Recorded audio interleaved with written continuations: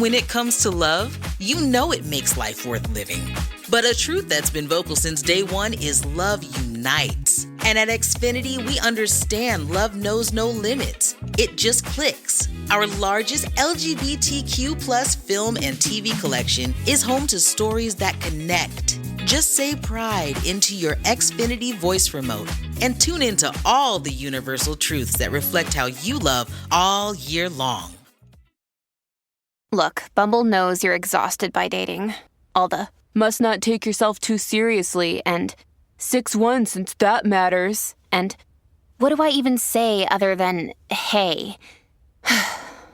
Well, that's why they're introducing an all-new Bumble with exciting features to make compatibility easier, starting the chat better, and dating safer. They've changed, so you don't have to. Download the new Bumble now. So the other day I was taking a walk with my friend and she just out of the blue said, you know, the definition of parent is anxiety. So I thought for a minute and I realized, yeah, actually you have this like little baby that just like enters your life and you look at them and you're like, oh God, I have to take care of this kid forever. And all of a sudden you're the one that makes all the rules. And it's our job to keep kids safe. And part of normal development is that kids really need to take risks. They have to try new things. They need to do this so that they can develop self-esteem. They have to have confidence so they can try harder things when they're older. And they only can do that if they trip and fall and scrape their knees when they're little. I only have a few rules for my own kids. They have to wear helmets on anything that has wheels. They have to buckle up in the car and they need to brush their teeth. And otherwise, I generally let my kids run around, jump, and play without a lot of intervention. But that's because I'm a pediatrician who worked in an emergency room for 10 years, and I know what's really dangerous. It's easy to see everything is dangerous when you're a parent if you're not sure what to worry about. But the bottom line is your child is far more likely to be harmed by things that you aren't even thinking about. Today, I'm going to be talking with Dr. Joelle Donofrio Odmann. She is the Deputy Chief Medical Officer for the City of San Diego and a pediatric emergency room doctor. And she's the UC San Diego Associate Professor of Clinical Pediatrics and Clinical Emergency Medicine. We're going to talk about some of the surprising things that make our palms sweat. I'm Dr. Wendy Hunter, and I'm the Pediatrician Next Door. I'm that doctor friend you call for practical advice about your kid's health. I mix the science of medicine with the reality of parenting. I met Dr. Joelle Donofrio Odmann when we worked together in the pediatric emergency room. Actually, at the time, she was Dr. Donofrio. She was not yet an Odmann, had not yet hyphenated. Now, she's the medical director of emergency medical services at Rady Children's Hospital in San Diego, and she's also a mother. We're talking about the things that kids do that scare us and some of the things that seem to scare other parents, but really aren't dangerous at all. Do you ever have that experience as a mother where you're at a playground or on a play date and you're looking over and you're watching these other mothers just like freak out about their kid climbing to the top of the slide? Or my favorite one is where a kid picks up food off the ground and eats it and their parent like freaks out. Do you know the experiences I'm talking about? Yes. I'm completely fine with my kid picking things up off the ground and putting it in their mouth, as long as it's not a choking hazard. Right. Okay. So that's what I wanted to talk about, is that the other piece of it is that when I'm in clinics, I'm now, a pediatrician, I'm not in the ER anymore. So parents come in all the time and tell me that they haven't started solid foods because they're afraid, or they tried solid foods and they are making sure that they're really, really soft and small enough. And I'm looking at like a 10-month-old, right? Who I'm like, you need to be eating real food. And I realized like, okay, yeah, you're supposed to gag, you're supposed to choke because that's how you learn how to eat, right? But then there are those things that I am really scared of. So, okay, here's what I'm scared of choking, and then you can tell me what you're scared of. Okay, popped balloons is like my biggest fear. So the other day too, there was this kid who had blown up one of the gloves in the exam room, and she was just going around the room biting on it. And I just was like on edge the whole time, worried that she was going to pop it and then inhale a piece of it. And I was going to be dealing with like a real choking emergency. So what choking hazards do you worry about? It's so funny because if you had my husband, who is not medically trained, on this podcast with us, you would see that all of my fears, which are legitimate because I see them come into the ER, are not his fears. It's really funny. We have different fears. I share your fear. So when he gives my daughter a balloon in the house and she's running around biting it, it freaks me out. But not as much as hot dogs, like uncut hot dogs where it's just the whole thing, or perfectly round. Because all I'm thinking about is if you have a perfectly round object, it can occlude the airway. And how hard will it be for me to actually get it out of my child's throat with a Heimlich or with like body removal processes? Like literally, that is what I'm looking at is when you eat it, if that goes down your airway instead of swallowing it, how hard will it be for you to cough that up? Unobserved eating of nuts, of grapes. A lot of ER doctors have a fear of popcorn, but I actually don't have the fear of popcorn that a lot of them do. And I don't quite know the popcorn part. I feel the same way about the popcorn. It doesn't freak me out either. You probably should wait till age 2, but I've never seen anybody choke really badly on popcorn. Magnets, the buckyball magnets. Okay, tell me what scares you about buckyball magnets. Why? Because they're small. You can put them in your mouth. And if you eat more than one of them, they can get attracted and magnetized in the intestines and cause perforation and cause like big emergencies. And so any swallowing of strong magnets of more than one. And here's the thing, your kid can't talk, so they can't tell you if there's more than one. You can't be like, there's only one magnet. You don't know. So you have to go into the ER and get an x-ray. So choking round, hard objects, peanuts, almonds, like we have a lot of nuts in our house. We watch out for those. Grapes, uncut hot dogs. And when you cut them, you have to cut them in a form that it removes the circular part that gets choked. So I actually take my hot dogs and I cut them longitudinally instead of round coins, because you're basically trying to avoid the coin shape. So you want to cut foods that are not the shape of the trachea. Exactly. If your kid chokes on something and it gets stuck in the trachea, air can still pass through. Perfect. Okay. So now we need to put up a picture of the interior of a trachea. Yes. The diameter. Okay. So swallowed foreign bodies. I love swallowed foreign bodies because most of them are completely nothing to be worried about, right? A quarter, I've seen a million kids swallowing a penny or a quarter and it goes right through, no problem. But what are some of the things that might scare you besides the buckyballs? The button batteries. And I remember Ellie was a toddler. I think she was like the oral phase, maybe a year old. And I had to replace my car key. And my car key requires a button battery in it. And I remember they sold the button battery in a 2-pack. I couldn't get just a single button battery. And I did not want a spare button battery floating around my house, because that is one where if your kid swallows a button battery, it is a true emergency. Within 12 hours, the erosion of the battery can actually wear a hole through the esophagus. Like that is a true emergency to swallow a button battery. They are something that I am paranoid about in my house. I had a patient, it was the worst nasal foreign body I've ever seen. And kids put things in their nose all the time and it's easy to pop them out. But I had a kid who had a button battery in her nose and it had only been there like 2 hours. And the acid ate all the way through her septum within just a few hours. They terrify me too. I feel like they should only be sold in single packs. That way you don't never have a spare button battery around the house. You throw out the bad one, you put in the new one, and you don't have any button batteries laying around. Okay, so I also had a patient who was at the dentist and the very sharp hook that they were scraping his teeth with broke off and he swallowed it and they sent him to the emergency department, right? So I get the x-ray and it's in his stomach. He had no problems passing that whatsoever, even though it was super sharp. It's amazing. It is. Because I've even had tacks, and the thing is that they'll get coated in poop and get passed through with no problem. Here's one. Does this make you freak out when you see a kid running with their toothbrush in their mouth or a lollipop in their mouth? The lollipop, no, because it's not truly a pointy stick. The toothbrush, a little bit. The pencil, because my daughter will like to put pencils in her mouth. She's learning how to draw. And then she'll just be chewing on something and then she'll get up and go to run. And the pointy thing in the back of the throat does make me nervous. I have actually had a number of kids in the ER where they've fallen and punctured the back of their throat with pencil, scissors, and a number of different ages too. So running with sharp things in your hands is actually something that we definitely avoid in our household. That's exactly what I was asking you. I won't tell you why. It makes me nervous. I'll keep people from being anxious.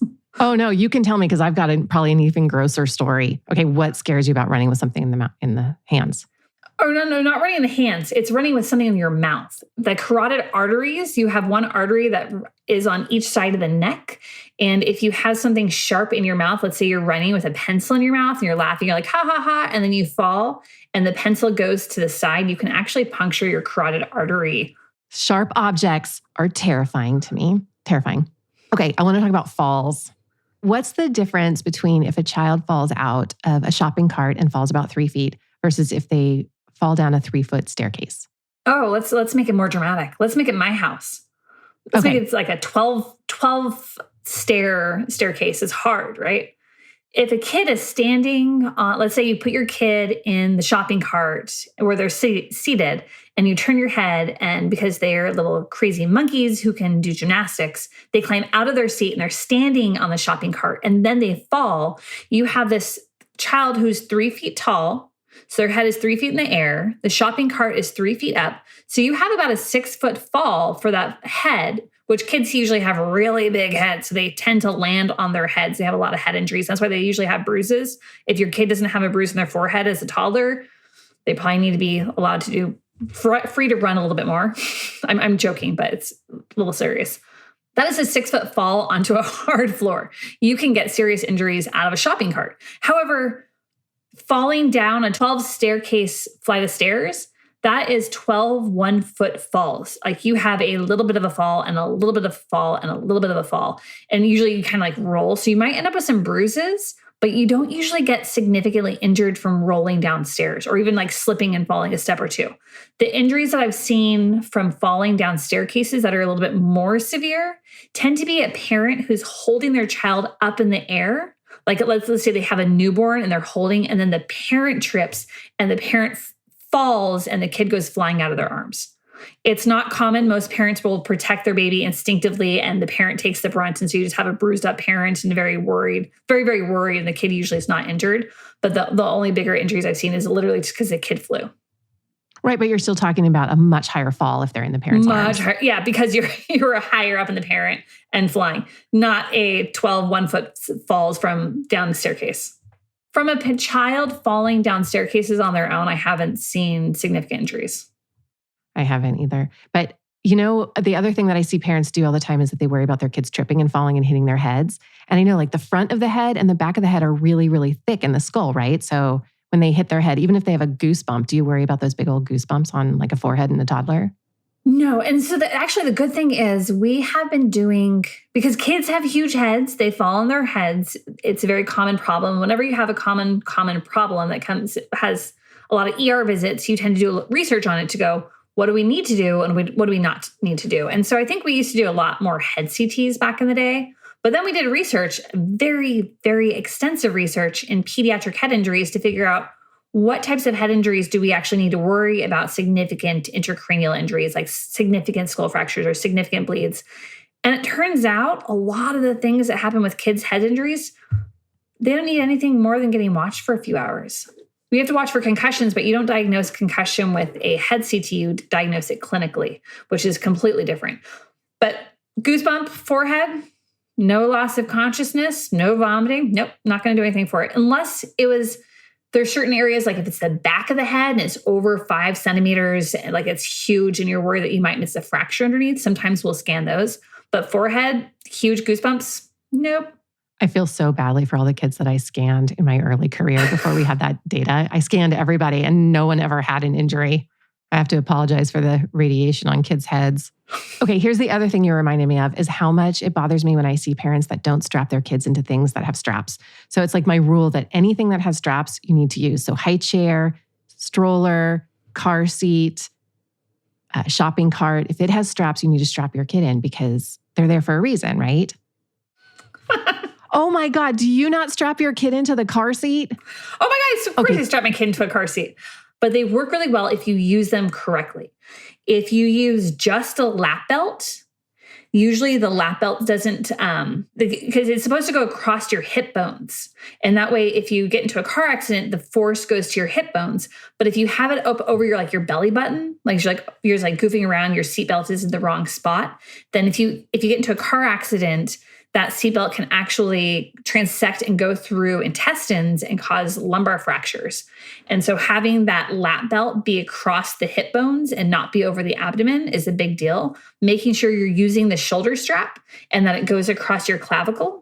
So this is something I've had this talk with my stepson, and I always make sure my kids are getting belted in to I have one in a rear-facing car seat. I have another in a forward-facing car seat, that it goes over their hip bones, that there's a car accident, it's their hip bones that take the impact, and that the little buckle is in the right spot over the mid-sternum, like right underneath the armpits, because if you have it too low, their head's going to be kind of a little projectile. Like proper car seat positioning every single time you get into the car is one of my really, really big deals. I freak out about this.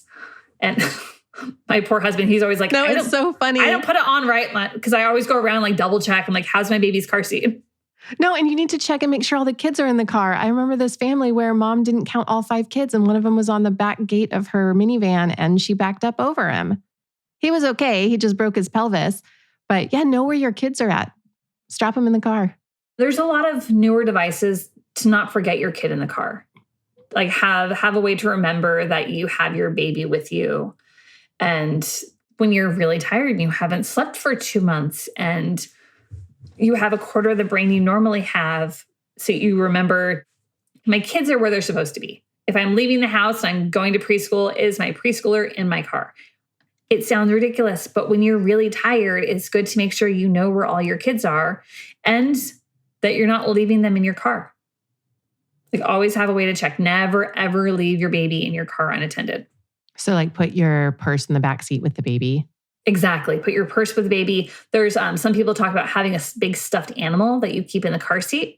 And then every time you put your baby in the car seat, you move the stuffed animal to your front seat. That way you remember, okay, there's the stuffed animal. I need to put it back to the car seat. Like, there's a lot of different techniques.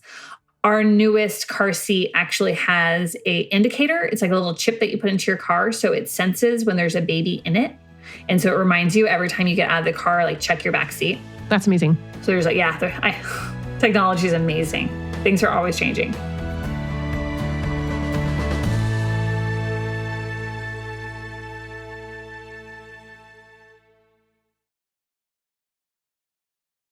When it comes to love, you know it makes life worth living. But a truth that's been vocal since day one is love unites. And at Xfinity, we understand love knows no limits. It just clicks. Our largest LGBTQ plus film and TV collection is home to stories that connect. Just say pride into your Xfinity voice remote and tune into all the universal truths that reflect how you love all year long. Ryan Reynolds here from Mint Mobile. With the price of just about everything going up during inflation, we thought we'd bring our prices down.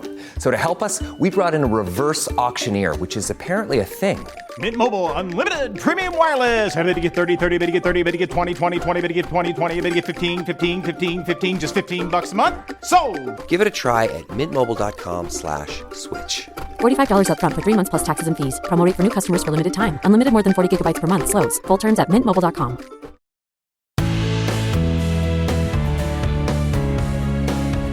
What scares you more, dogs or pools? I'm gonna have to choose pull on this one. And the reason I hemmed and hawed is because we have a dog, so my daughter will go running up to dogs, but I've trained her to get close and then put her hand out. That way the dog can smell, and we're really working on the not running up and touching dogs because you don't want to get bitten by a dog. But dogs are on leashes and it's a little bit easier, and there's usually an owner watching them. Pools are scary. No, pools terrify me. Like, how many kids have you had who drowned who were 4 or 5 years old? So many near drownings, so many drownings, so many kids that have permanent neuro issues because they were near drownings they just lost oxygen for too long, and they're alive. They're just not alive in a good condition. So we actually, in San Diego, we have a lot of drownings where it's a hot city and in the summertime, and the drownings aren't at the beaches with the lifeguards. The drownings are in backyard swimming pools. One of the things that we do with the Injury Prevention Task Force and a lot of the Safe Kids pool safety is they have something called the Water Watchers. And so if you're going to have a group of people, because this is usually where it happens, you have a party, right? And you think there's all these parents, someone's watching the kids. And you let down your guard. And the next thing you know, there's a kid down in the swimming pool. So what you do is every time you have a party, there's going to be a few people, you have like a whistle or a bracelet or something. And so it's hey, it's your half an hour for you to be the water watcher. Like your whole job is to watch the water. You don't watch any of the kids, you watch the water, because then you'll see if someone enters the water, just like the lifeguards of the pool. They're not watching the kids running around the pool. They're watching the pool itself in the water to see if someone falls in, if someone's having difficulties in the water. And you don't want to have someone do it the entire party. So you take turns and you have like, hey, it's your turn with the bracelet or it's your turn with the whistle, like, and making sure you have pretty much a lifeguard on duty at your parties if there's a pool. Pools are very, very dangerous. If you have a pool at your house or you're somewhere that has a pool, making sure there's gates, the doors are locked so that your kid can't get out on their own unattended. It's horrifying to have a kid who drowns. That's the same system that I've been using, is that I always have like a really ugly hat, and whoever's wearing the ugly hat has to have their eyes on the water all the time. And I did pull my niece out of the pool at a baby shower. There were a million people standing around and I saw her little arm coming out of the water. She just fell off the swim step. She was 5. It's horrible. It's fast. It doesn't take long. It can be silent. It's something to really, really be on guard for. Right. And I think there's a lot of data out there too that the swim classes for the young kids don't prevent drowning. No. So I'm doing swim classes because I want my daughter to be comfortable in water. I would like her to be one of those little grommets at the age of 3 who's out there surfing, because I live in San Diego and I live in water and I want my daughter to be very comfortable in water. But I know that does not teach her how to swim confidently. And I'm like a hawk with her in any water environment. Okay. So dogs are still scary though, right? Yes. What's scary about a dog? Oh my gosh. So I say this, I love dogs. I've had dogs my entire life. But when you think about dogs and you think about like an average, like a Labrador retriever, right? And think of the height of the Labrador retriever when it's sitting there. And then you think about a toddler. Toddlers' heads are right at the same height of the mouth. And toddlers don't usually have barriers. So they're going to run and they're going to grab and they're going to pull. I think we've all been attacked by a toddler before. It's not fun. We can verbally say stop. A dog, especially if a cranky, older, tired dog, or I gotta say, I mean, my daughter has done some not very nice things to my dog, and he's kind of gone, like growled a little bit. They're going to react by biting. If they're getting hurt, they might reflexively, instinctively go, hey, stop pulling my tail. And the way that they're going to say that is with a bite. And if the face is right there, because kids are short, it's usually a bite to the face, to the head, depending on the breed of the dog. The canines can be long enough that it's actually a penetrating injury. Like I have actually seen pit bull, German shepherd, Rottweiler bites to toddlers that have penetrated the skull and led to significant trauma and significant injury. One bite. Family dog, nice, so sweet, just hit the end of the line with this patient, with the toddler pulling on it, one little snipe warning and just tore off a cheek. Okay, now I want to talk about things you accidentally drink. This one's not necessarily a poison, but this is one of the things that really scares me is when parents put something that is not a drink into a drink cup. So the most benign is when, dad spits his tobacco spit into a Coke bottle and then the kid goes and drinks it thinking it's soda. Okay, that's just gross, not particularly dangerous. So gross. It's so gross, but not dangerous. And I did have a kid, though, who was waiting in the car, and mom works at Jack in the Box, and she didn't have any dish soap at home, so she filled a Jack in the Box cup with commercial dish liquid, and it was red. The commercial dish detergent was red, so she left it in a cup in the car. She got out to go get something from the store, and her daughter picked up the cup and drank it. And it was very caustic and burned her entire esophagus. It was really dangerous. So that's one of those things that doesn't seem very scary, but putting stuff in a bottle where it's not labeled or is not the true contents, that really freaks me out. And I'm not sure that freaks other people out. Yeah. And it's shockingly more common than I would think. And it's one of those, I don't own, like I live in a townhouse. So I'm like, I don't live where we have a lot of home repairs, but it's a common thing where you have antifreeze or you have extra oil and you're trying to figure out, where do I put this? And people pull out Gatorade bottles and different things and pour them in. So if you're listening to this, you're probably not one of those people who's going to do that. So, but you might need to educate if you have someone in your house. Like, for example, this is going to sound very stereotypical, but if your husband's not listening to this and they tend to do a lot of yard work, educating, having things labeled and putting them in proper containers. We have numerous cases, and there's a lot of literature also. Like, I can pull to mind, there was 2 kids there was arsenic for some reason was poured into Gatorade bottles, and the 2 kids thought it was they were thirsty. They went into the garage. They saw Gatorade. It was a clear fluid in the Gatorade thing. They poured the 2 out. The toddler got it in a bottle, and so went to drink the bottle, and the older kid got it in a cup. The older kid realized it didn't taste very good, spit it out.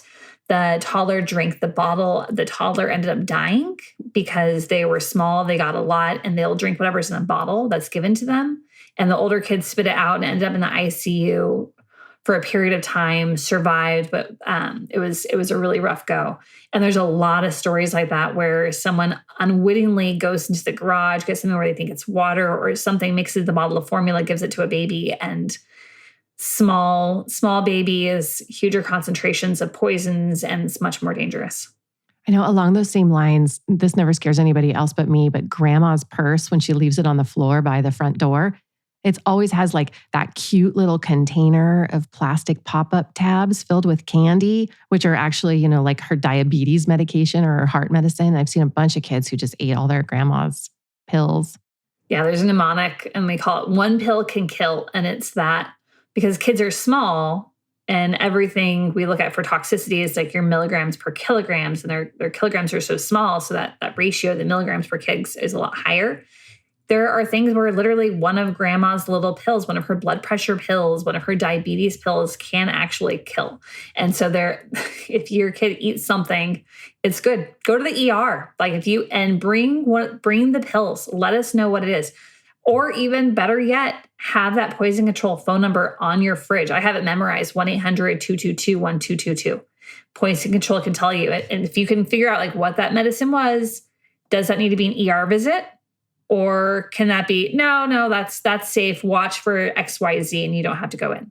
Poison control is your best friend. Okay, so my top 2 worrisome poisons in the house are Tylenol and iron tablets. Do you have any others to add? Marijuana. So marijuana is legal in California, and they like to make it available in so many different forms. You can smoke it, you can eat it. Heck, if you don't want the idea of eating something that looks like marijuana, we'll make it look like Reese's Pieces and the Sour Patch Kids. And there are so many forms of ingestible marijuana that look like candy.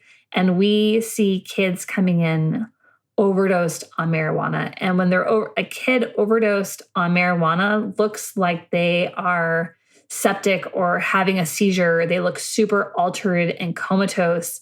And if we don't know that it's from marijuana, it's a kid that you're going to end up doing a CT scan, a lumbar puncture.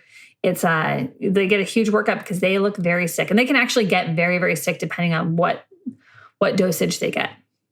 Okay, ready for the speed round? Yeah, speed round. I wasn't warned about this.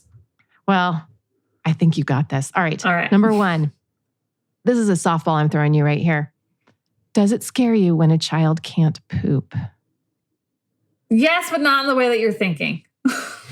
So constipation is so common in kids, and it gets reinforced. So if you have one painful poop, then the next time you go poop, you go, it hurt to go poop. I'm not going to go poop. And you hold it. And then when you hold it, the water gets sucked out. So then it hurts even worse to poop the next time. And then you go, see, I was right. It hurts to go poop. I know I'm learning. And so I'm going to hold that poop. And so you hold it, and the cycle repeats and it repeats and repeats. And so if you have 2 to 3 hard, painful bowel movements, it's an ongoing, perpetuating issue. So I'm not scared about constipation. I am paranoid about constipation. I watch my daughter's bowel movements like a hawk. And the moment they get to be little hard balls or pellets, it'd say, let's do some fiber gummies. Let's work on your diet. We don't do cheese for her. We do lots of fruits and waters because I want her to potty train well. And if she gets constipated, It's not going to be fun for potty training. And it's something it's lifelong. If you're listening to this, if it hurts for you to poop, you need to change your diet. You're going to poop your whole life. Healthy pooping habits are important. And it can cause abdominal pain. It can cause weight loss. It can cause nausea. Constipation is the bane of pediatrics. Okay, question number 2. How do you feel about trampolines? I know when we're going to get an ER, when we get an ambulance run from a trampoline park, it's going to be a good injury. Like that is going to be a serious fracture. However, you break and you heal. The things that you have to watch out for are those giant trampolines without any of that. It's hard because if you have no netting, you know to be more careful. If you do have the netting, you have to be careful that you don't fall out through the hole in the netting, that you don't let your guard down. You can still get injured. But I don't know. I was a gymnast. I grew up with trampolines. I know there's danger, but there's danger in everything. You just have to use it wisely and teach your kids safety. And for example, there's about 100 tricks you need to learn before you ever do a backflip. And so if you're going to have a trampoline, you teach your kid how to use the trampoline and trampoline safety. Yeah, so we call trampolines fracture machines, as you know. So the rule that I always had with our trampoline, and this is because almost all of the bad fractures that I saw on trampolines were from multiple kids being on at the same time. So we always had a rule that you could only have one kid on at a time. And the kids all hated that rule, of course. I would have hated that rule because then you can't get the double bounce, makes people fly. Okay, I think this is my last question, but there might be more. We'll see. Okay, number 3, the strings on window treatments. Positive or negative? Negative. They freak me out. I have seen way too many kids get strangled playing with the strings that hang down from window treatments. So there's actually a lot of ways to make them safe and secure, and that way your kid can't actually strangle themselves. That's actually one of the things also if I see my kid playing in window like curtains, because she loves it's you can play hide and seek in curtains. They're so much fun. But I always make sure, is it just the curtain she's playing with, or is there strings something that's potentially dangerous right there that I have to watch out for? Okay, is there anything else that really scares you that you think that parents are not aware of? Yes, you haven't hit my big one. I'm like, yeah, you're hitting these. Drowning is a big one. Falls out windows. I live in a townhouse. My living room is 2 stories up. The kids' bedroom is 3-story up and over cement. And the screen windows don't save you. They give something the kids can just push right out and fall out. We see a ton of falls from windows.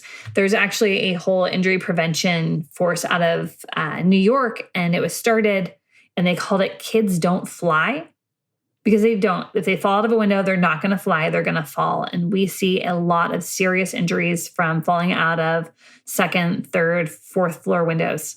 Families who are staying at an Airbnb for the holiday, and they don't check the windows and make sure that, you shouldn't have a bed or a chair, things that your kid can climb up and be playing out the window and can accidentally fall out of.